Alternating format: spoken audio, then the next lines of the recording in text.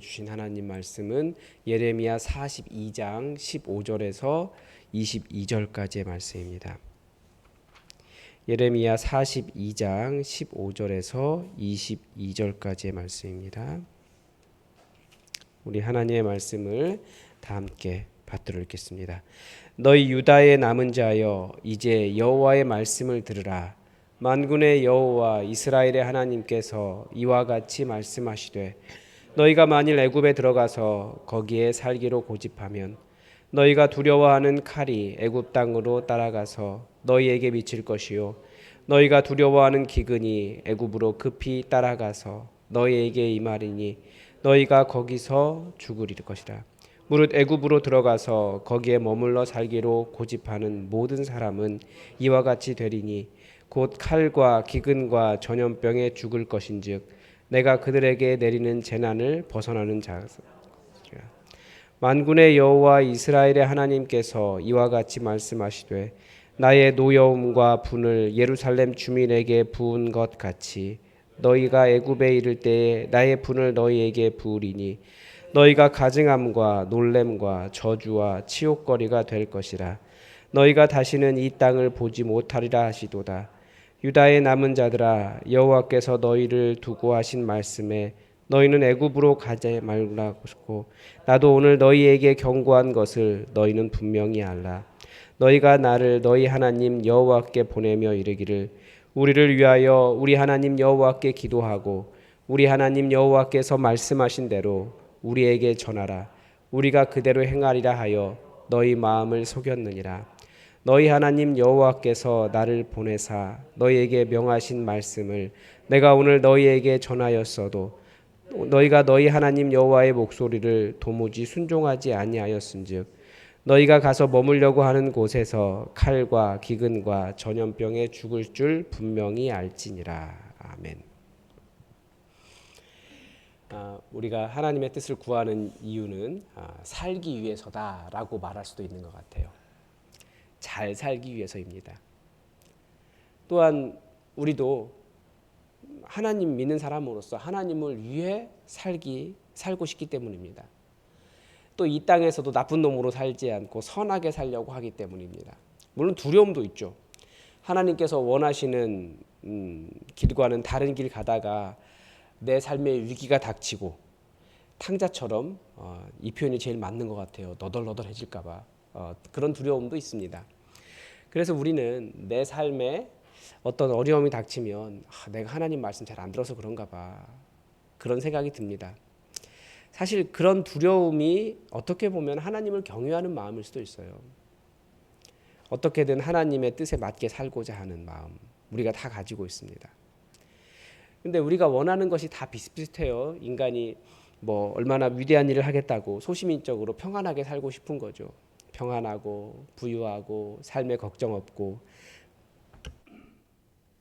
안정되고 평안한 상태에서 하나님 잘 섬기며 평안하게 예배드리며 그렇게 살기를 원합니다. 어제도 보았지만 그 이전의 영광에 비하면 지금 한 줌밖에 남지 않은 이 이스라엘 자손들, 공포스러운 바벨론의 칼을 경험한 이스라엘 자손들의 소원은 제발 칼 좀 피했으면 좋겠다. 그런 일 없었으면 좋겠다. 전쟁의 나팔 소리가 들리지 않고 전쟁 때문에 먹을 것 못 먹고 강력한 왕이 있고 사회 시스템도 안정되고 좀 평안한 나라에 살고 싶다. 왜 바라지 않겠습니까? 그 소원을 뭐라고 할 수가 없어요. 3년에 걸친 지독한 전쟁을 통과한 사람들의 그저 그 소시민적 삶을 좀 살고 싶다는 소박한 소원일 것 같아요. 그런데 하나님께서 그들에게 들려주신 말씀은 애굽으로 가지 말라. 그 평안해 보이고 좋아 보이고 커 보이고 괜찮은 것 같은 먹을 것 풍부한 애굽으로 가지 말라였습니다. 사실 내일 본문을 보면 더 알지만 사람들이 이 기도를 요청할 때는 좋든지 싫든지 하나님께서 원하시는 대로 순종하겠습니다라고 말했지만 이 사람들은 이미 애굽이 마음에 있었고 하나님께서 애굽으로 가도 좋다라는 말을 해주시기를 바라고 있었습니다. 그런데 하나님은 그들에게 아주 강력하게 경고하시는 거예요. 그들의 소원과는 완전히 반대되는 말씀을 하시는 거예요. 너희가 만일 애굽에 들어가서 거기에 살기로 고집하면 너희가 두려워하는 칼이 애굽 땅으로 따라갈 것이요 너희가 두려워하는 기근으로 기근이 애굽으로 급히 따라가고 너희가 거기서 죽을 것이다라고 말씀하십니다. 그러니까 내 눈에 보기에 살 자리라고 해서 거기가 살 자리가 아니고 죽는 자리가 될 수 있다라는 거죠. 이렇게 말씀드리면 우리는 애굽이 죽는 자리구나라고 생각할 수도 있을 것 같아요. 그런데 애굽이 죽는 자리가 아니고, 물론 제가 어제 약간 그 새벽 설교에서 약간 실수를 한 것 같아요. 뭐 큰 교회 시스템이 잘 갖춰지고 잘생긴 목사님이 있고 편안한 교회가 애굽이 아닌데 마치 그런 식으로 설교를 해서 그건 아니다라는 생각이 듭니다. 그건 정정을 해야 될 것 같습니다. 거기가 애굽은 아니에요. 우리가 그런 것을 바랄 수는 있죠. 그런데 거기가 애굽은 아니에요. 그런데 내 눈에 살 수 있는 자리라고 생각하지만 죽는 자리는 그 애굽은 하나님의 말씀을 따르지 않는 것입니다. 내 눈에 보기에 괜찮아 보인다고, 좋아 보인다고 하나님 말씀 따르지 않는 것, 거기가 애굽인 거예요. 그러면 우리가 어떻게 해야 될까요? 무엇보다도 말씀과 반대되면 헛된 기대를 버려야 합니다. 그게 헛된 기대예요. 아마 실제로 애굽이 좋았을 거예요. 너무나 좋았을 거예요.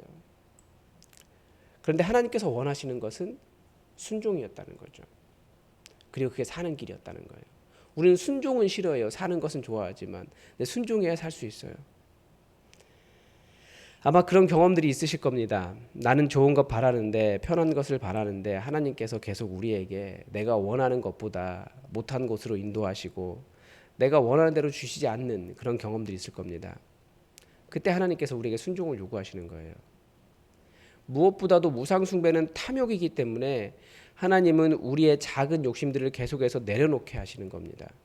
그러면서 하나님 의지하게 하세요. 그게 사는 겁니다. 실제로 하나님께서 막으시면 또 그게 맞습니다. 저 이거 생각하면서 이게 맞나? 그런 생각 계속했는데 나중에 어떻게 되냐면 46장에 보면 바벨론과 애굽의 전쟁이 나와요. 이때 애굽이 패합니다. 우리는 성경에서 애굽이 얼마나 강력한 국가였는지를 계속 보지만 실제로 지금은 이집트가 그런 나라가 아니잖아요. 언제부터 그런 강대국이 아니었냐면 이 46장에 예언된 바벨론과의 전쟁 이후부터 이집트는 꺾여서 이제 역사의 무대에서 그렇게 크고 강력한 국가로 드러나지 못합니다. 그러니까 하나님은 애굽에도 그런 일이 일어날 것이다 라고 말씀을 하셨는데, 그래서 제 생각에 이런 생각이 그냥 드는 거예요. 이제 이 사람들이 결국 애굽으로 가거든요. 그래서 따라간다라고 그랬잖아요. 칼과 기근이 따라간다 그랬으니까 그러면 그 망한 이스라엘 사람들 거기 가서 그래서 이집트가 망했나 그런 생각도 드는 거예요. 애굽으로 간다고 고집하면 그 엄청난 공포를 또 경험하게 되는 거죠. 실제로 그런 일이 일어난 거예요. 그래서 하나님께서 말씀하시면 내가 가지고 있는 기대가 헛된 것이구나 깨닫고 순종할 줄도 알아야 됩니다.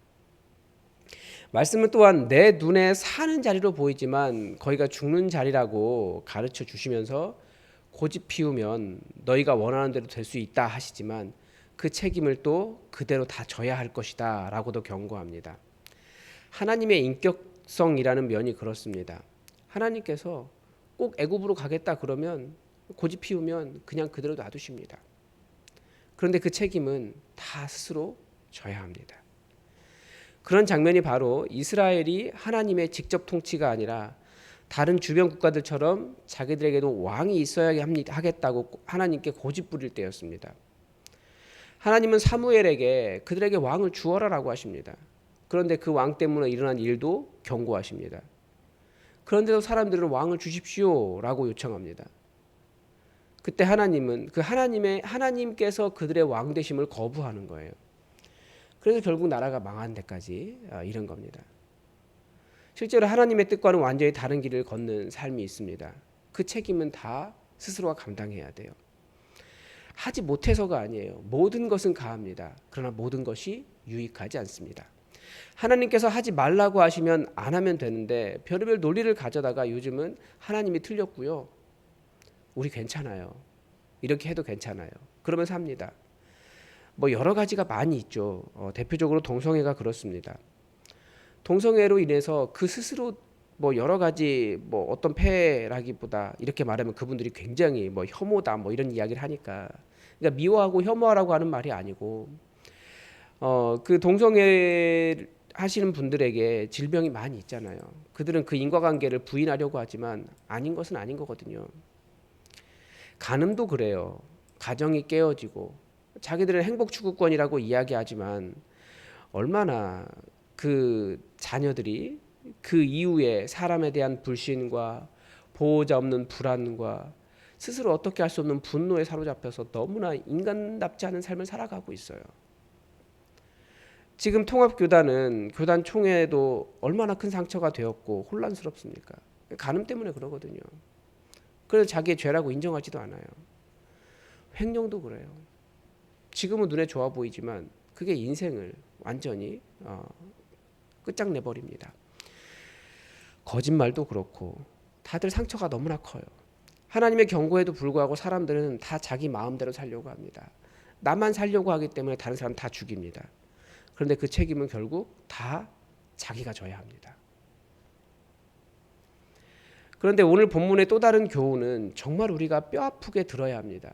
20절에 보면 이 사람들이 자기들을 위해 기도해달라고 하면서 말씀하신 대로 순종하겠다고 했으면서 실제로는 마음에 속이고 있다라고 하는 그들의 모순을 지적합니다. 뭐 하고 있는 겁니까?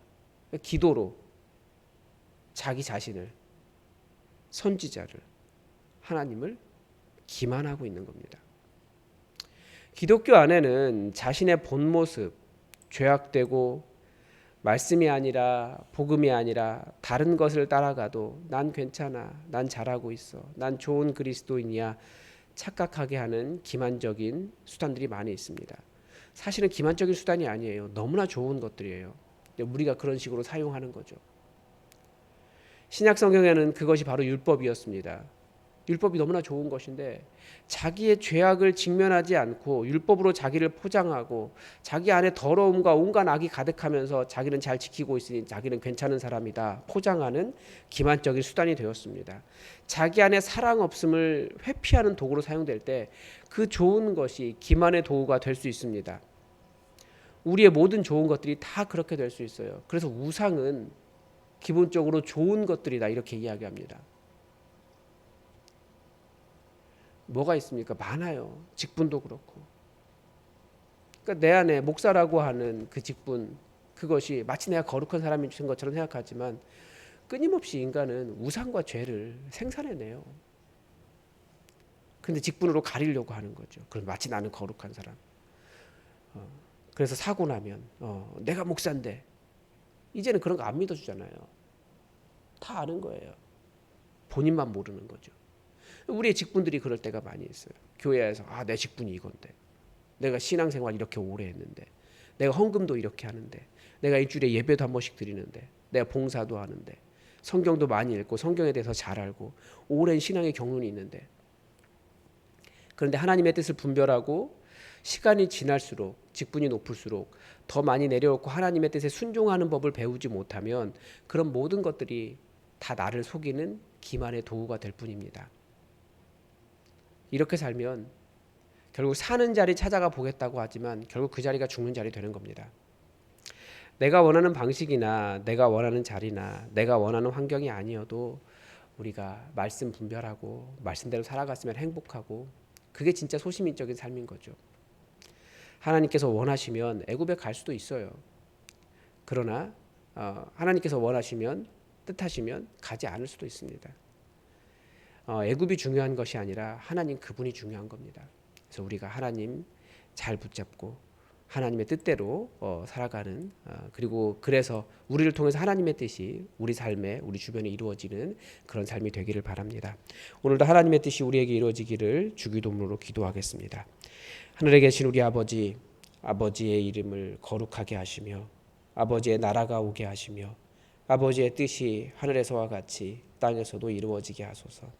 오늘 우리에게 일용할 양식을 주시고 우리가 우리에게 잘못한 사람을 용서하여 준 것 같이 우리 죄를 용서하여 주시고 우리를 시험에 빠지지 않게 하시고 악에서 구하소서. 나라와 권능과 영광이 영원히 아버지의 것입니다. 아멘. 여러분 오늘도 혼란스러운 우리 나라를 위해서 기도해 주시고, 너무나 더운데 이 더위 속에서 우리 어르신들 건강 상하지 않고 평안할 수 있도록, 또 밖에서 일하시는 우리 사랑하는 사람들을 위해서 여러분 함께 기도해 주시기 바랍니다. 그리고 우리 예수품한 교회 하나님의 뜻 찾아가겠다고, 말씀을 삶에 써가겠다고 모였는데, 정말 말씀을 알고 말씀을 실천하고 말씀대로 살아가는 그런 교회 될 수 있도록 여러분 함께 기도해 주시기 바랍니다. 다 함께 기도하겠습니다.